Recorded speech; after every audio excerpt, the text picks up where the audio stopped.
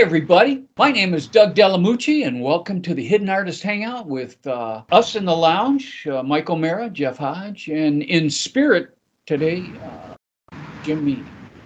Yeah, here's another podcast for our viewers with music and art from artists that are relatively unknown. Oh wow. Where we'll talk about and show you things that interest us and might be of interest to you as well. Michael?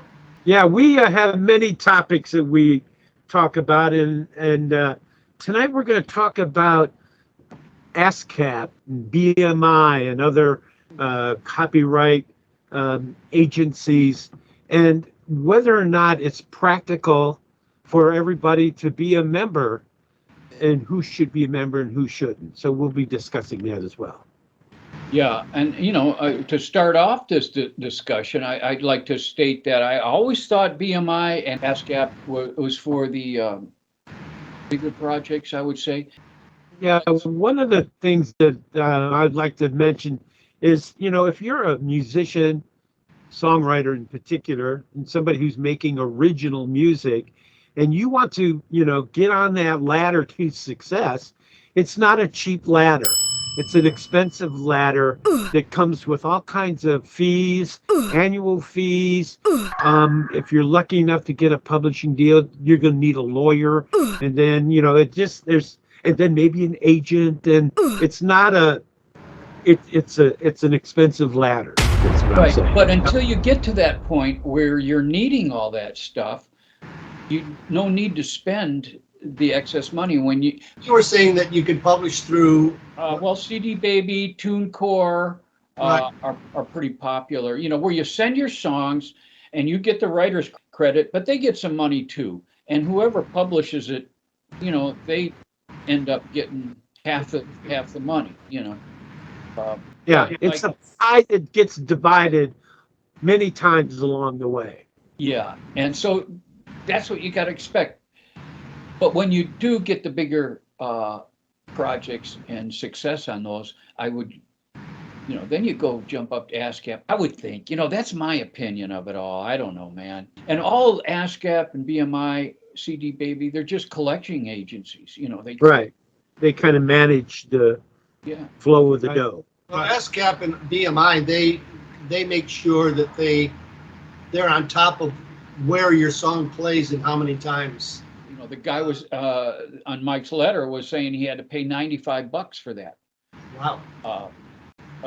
For that number per song, I would think. Dang. So I guess what we just call your local ASCAP. Who is it? Office. All right. Well, you guys are probably wondering where Jim is. And as I said on the last show, he might have been taken by aliens from outer space.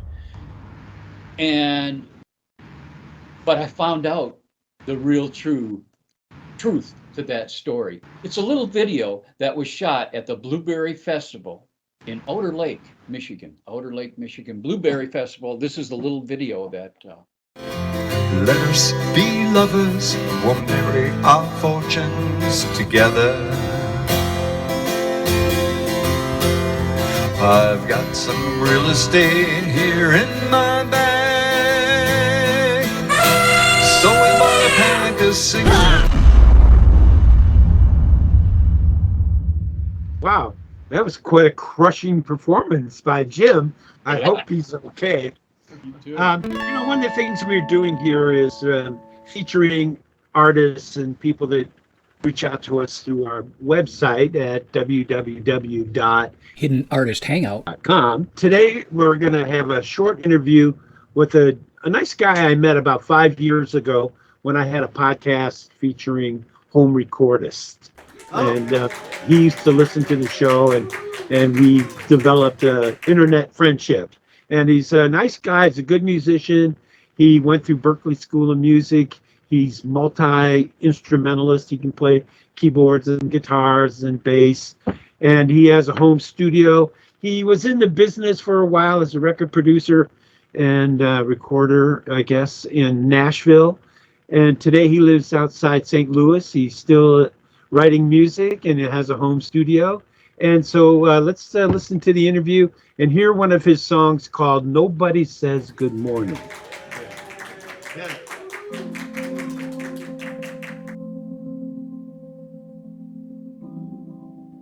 So what are the David Robinson highlights, musical highlights? You went to Berkeley for a while? Yeah, 91 through 96.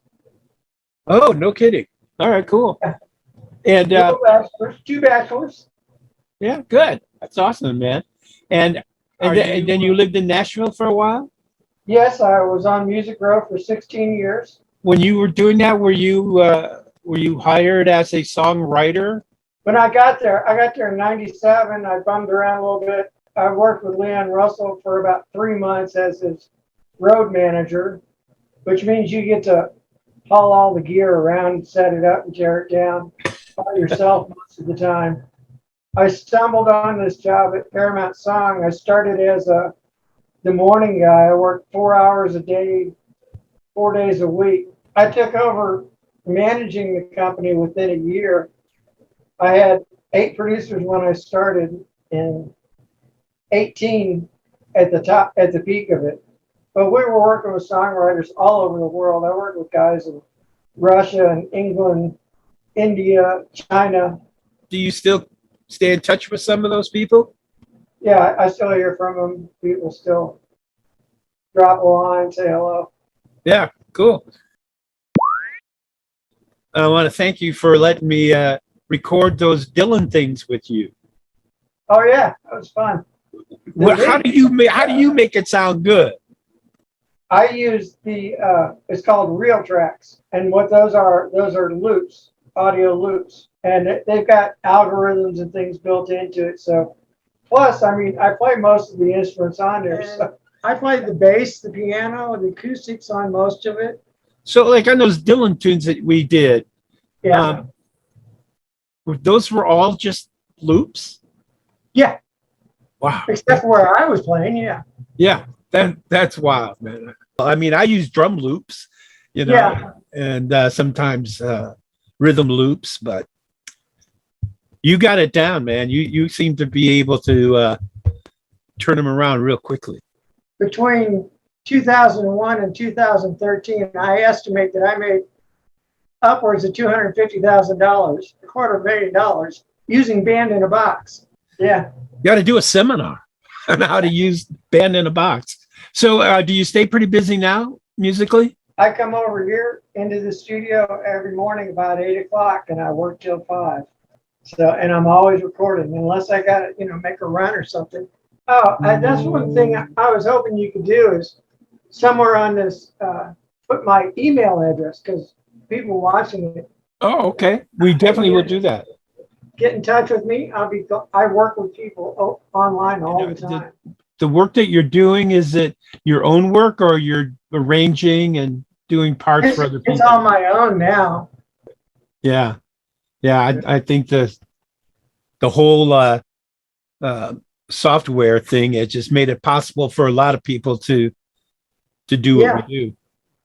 Okay, well, I'll let you go, and I want to just say thanks again for participating in this, and it was really nice to finally put a human to the email. Oh, stay healthy. Yeah, you too, man, and hopefully we can do some more music together. Cool. Yeah, I'll find something. All right. All right. Good talking to you, man. Take care. So long. The sun can't shine quite like your smile. It won't even on the day it dies. On that day when light routs the darkest corner, just before it heaves its final sigh, 'cause nobody says good morning quite like the way that you do. Nobody says good morning quite like the way that you do.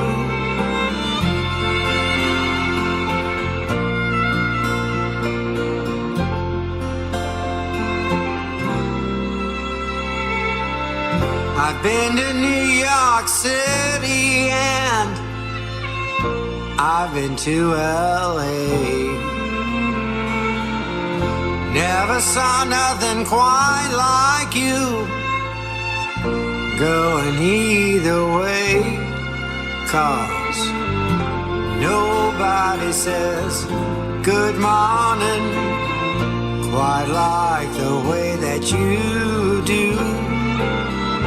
Nobody says good morning quite like the way that you do.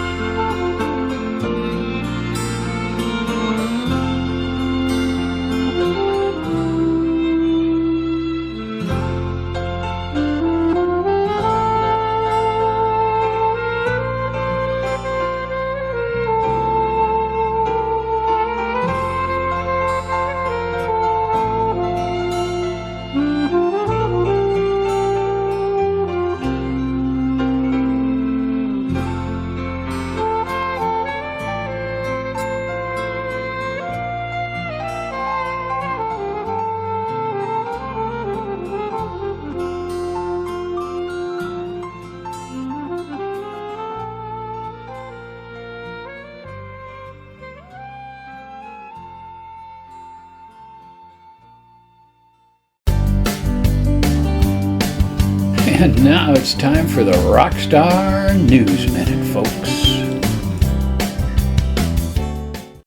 Hello, friends. A good friend and fellow bandmate Bob Wilson sent a note about singer-songwriter Lamont Dozier. Actually, he's just a songwriter, but a very, very good songwriter. He tragically died last week. Certainly one of the greatest of all time, Lamont was 1/3 of the songwriting team Holland, Dozier, and Holland, who wrote such hits as Heat Wave, a favorite of mine, Quicksand, and Can I Get a Witness, and was recorded by some of the biggest names in the music industry like Supremes, Marvin Gaye, and the Miracles.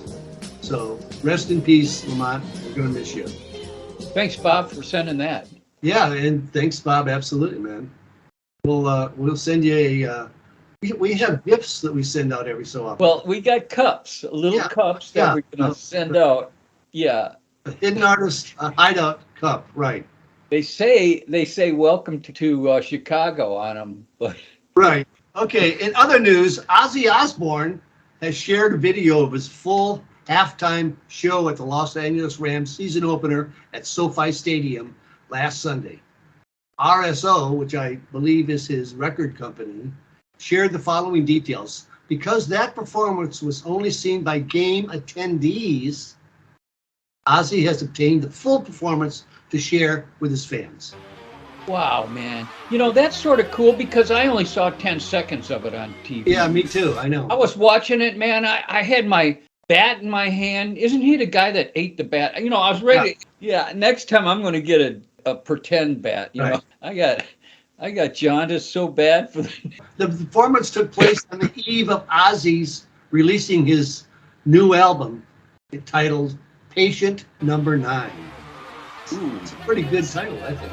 Yeah, it fits it perfect. If you really He's want always seemed like a patient of some sort to me, yeah. you know, kind of on leave from somewhere. When you see the video, he's got the fan going, his hair is blowing all over the place. And Yeah, well, you know, he wears that around. He has this contraption that puts a fan in front of him, so it's just blowing his hair all the time, Jeff. right. We should have a lunchtime with Ozzy where he's eating a plate of bats. Yeah. That'd be a great. I think you could get Alice Cooper involved Yeah. because he Somehow. did some Yeah. animal tricks think- too. Yeah. Yeah, he has snakes, I think, but Yeah, that's true. Thanks. okay, Jeff. But if you really want to see Ozzy's performance, you can find it on YouTube. Okay. Now, on December 9th, 1967, which was 55 years ago, Jim Morrison of The Doors was arrested on stage for disturbing the peace at a Haven Arena in Connecticut, making him the first and only rock star to be taken into custody during a live performance. Wow. What an honor. Yeah, 55 years ago, man. Nobody's outdone him yet, man. No. There has been. He was the first one. Yeah, he's the first one. Why? Has there been other ones? I think there's been about like 100. 100. Okay. 100, yeah. Yeah, I think you're right. And, yeah. Yeah, I know a few other rockers that should be taken into custody, but we're not going to go into that now. Yeah. All right, that's it for me. See you next time on Rockstar News, folks. So Right on.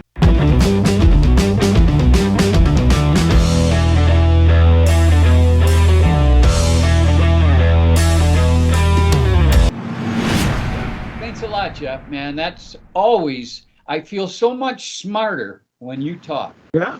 Yeah, me Anyway, too. okay, time for another interview with a painter this time. oh yeah, Yeah, I traveled on location to interview Richard Gunsch. We've had his art on the show before, and somebody said, "Hey, why don't you go out and on location and interview him?" well, what location was this, Doug? This was Upper Michigan, around Traverse City, East Grand Traverse Bay, to be exact. You know, Upper Peninsula. Also known as Heaven. that's correct. Yes. Oh, absolutely. But as I was interviewing Richard, I realized why I didn't get the job at 60 Minutes reports. Oh, yeah. I I guess. know the feeling. But anyway, here's Richard Gunsch, an interview. So here we are, and let's see. Let's zoom in, and we're going to zoom right in. He paints that meticulously. So here's Richard. How are you doing today, sir? Good. But sir, how long have you been painting? I've been painting since 1986. 1986. Okay. And all self-taught. I painted my self-portrait. It was hung in a restaurant for 15 years. I had to take it down. It had too many holes in it from the darts. All self-taught. And most of your paintings are landscapes, as you can see. Still lifes. Still life.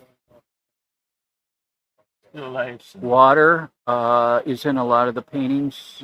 Boats, maybe. Rivers. Islands. Sailboats. Look at a Sailboat out here.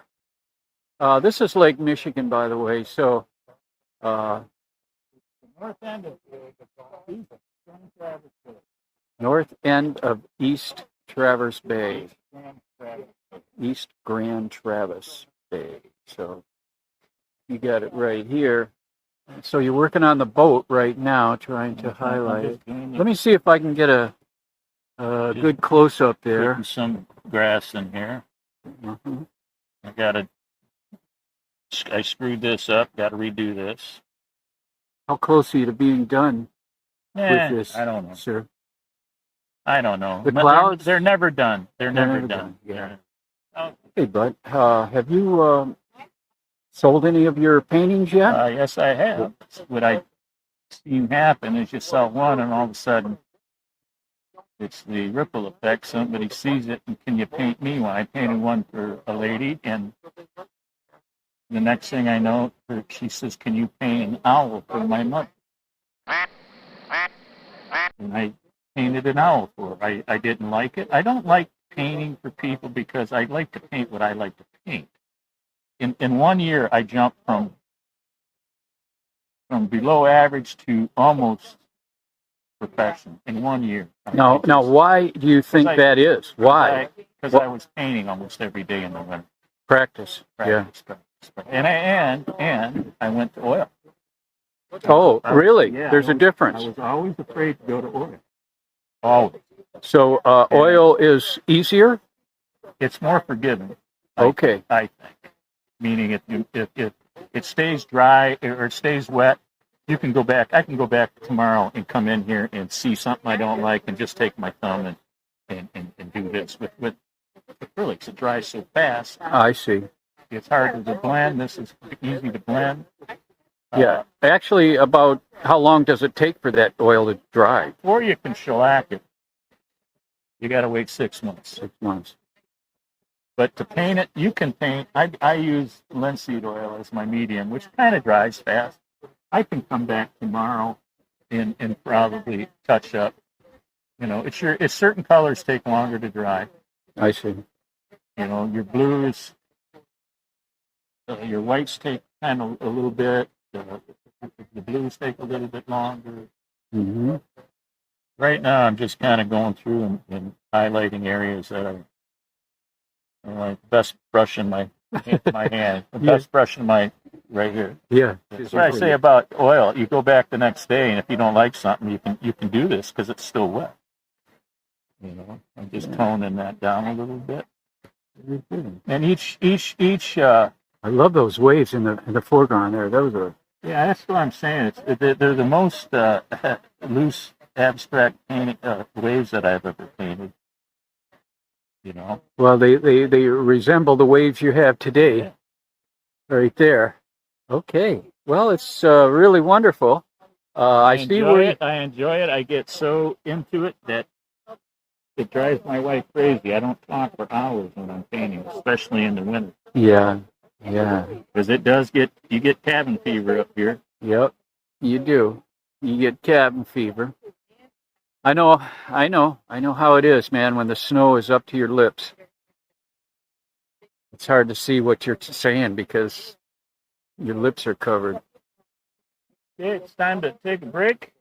All right, man. Let's take a break, folks, and see why we're just sitting on the dock in the bay. Yep.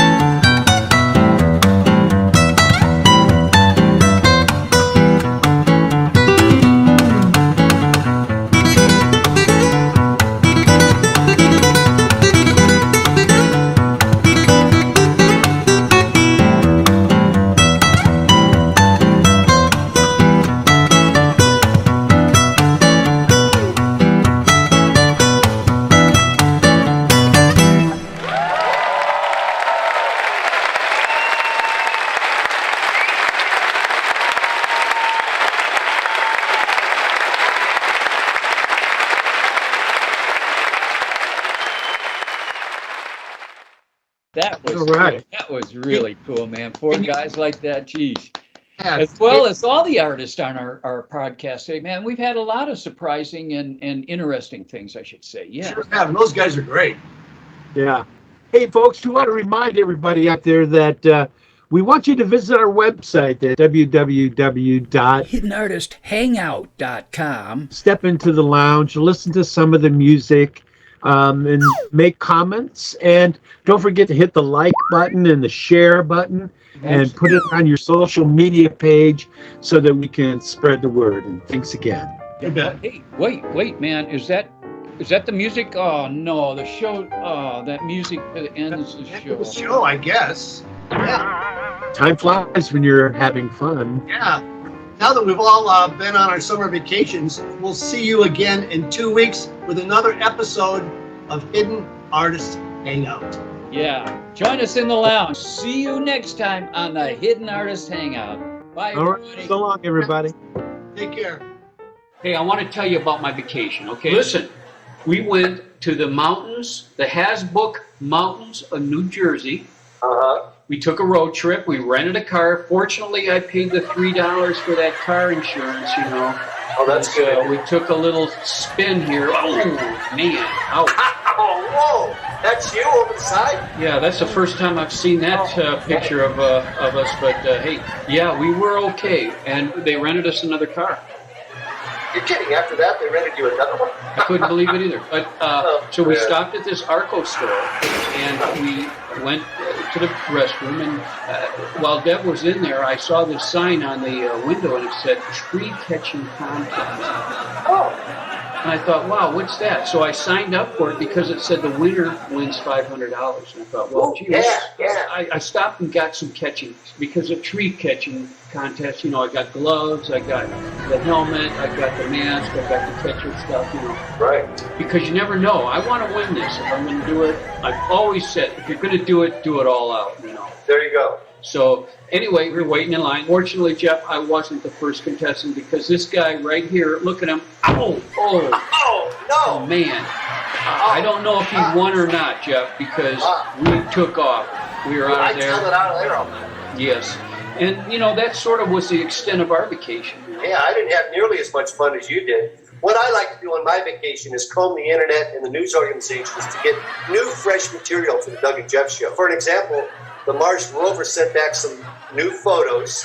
Here's a shot of it right here. This is a colony of Martians on Mars. Is that Martians? Yeah, those are Martians, the Martian colony on Mars. They're not nearly as multicultural as we are here on planet Earth, at least in California. At any rate, Carl tells me we've got to go on a break now. I'd really like to go out and talk to Rita in accounting and find out about that money for my paid vacation. So we'll be right back. Yeah, that's a good idea. I want to have a little bit of coffee here, Jeff. See you guys on the other side, folks.